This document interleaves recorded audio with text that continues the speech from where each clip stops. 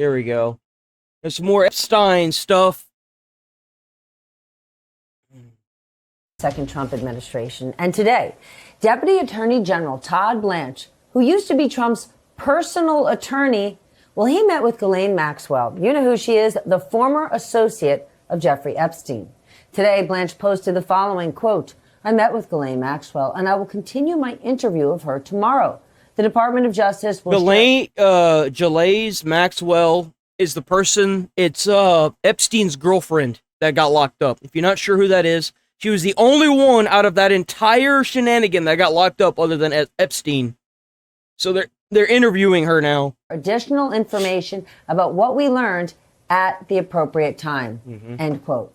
The very unusual meeting is the administration's latest attempt to deal with the massive backlash it is facing over the Epstein investigation. Yep. My colleague Garrett Haake has all the details. Like, whenever she says massive, this is ruining everything that Trump has made over the past 7 months. Everything. Watch this. Tonight, Attorney General Pam Bondi's top deputy... Rightfully so.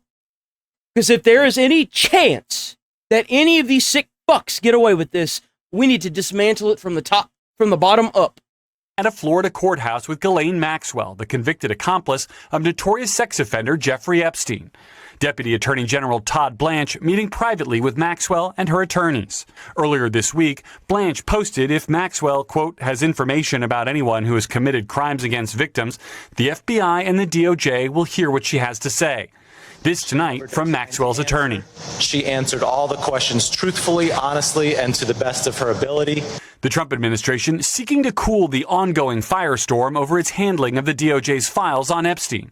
Today's meeting blasted by Democrats. There is every reason to fear that Donald Trump could offer Ghislaine Maxwell a pardon in exchange for silence or even worse, phony exoneration.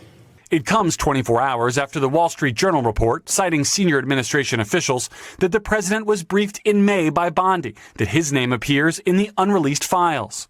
The Journal reporting the files contained what officials felt was unverified hearsay about many people, including Trump, who had socialized with Epstein in the past, and that being mentioned in the records is not a sign of wrongdoing.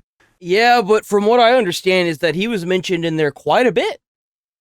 5 years of friendship with the pedo can kind of do that to you. The White House calling the story fake news. 10 years or something. NBC News has reviewed over 1,000 pages of documents tied to Epstein or related investigations and conducted interviews with dozens of victims and attorneys, and none has suggested Trump committed a crime.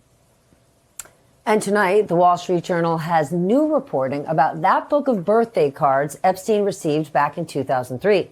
Last week, if you remember, they reported on Trump's card in that book, which Trump then said was fake. Well, tonight, the Journal reports that the book also includes a personal birthday message from former President Bill Clinton, and that both Clinton and Trump were listed in the Friends section of the book's table of contents. That is according to documents reviewed by the Wall Street Journal. NBC News has not independently reviewed any of those documents. A spokesperson for President... Bro's getting cooked. Bro's getting cooked, and he just don't know it yet.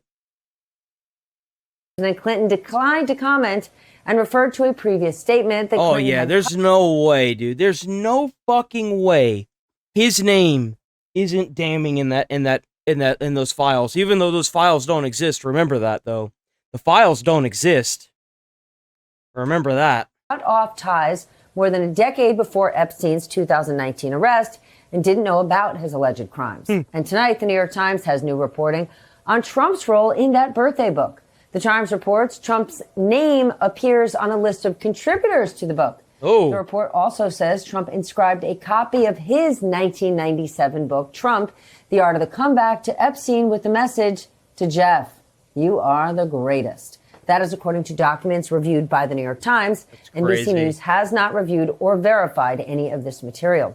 The White House said in a statement that Trump had kicked Epstein out of Mar-a-Lago for, quote, being a creep, and that this is nothing more than a continuation of the fake news stories. Well, I mean, what better way to clear up your name than to release these files, right? Concocted by the Democrats and the liberal media, end quote. With that, let's get smarter with the help of our leadoff panel. Peter Baker is here, chief White House correspondent for the New York Times. Amna Nawaz, co-anchor of PBS News. Nope, I'm out.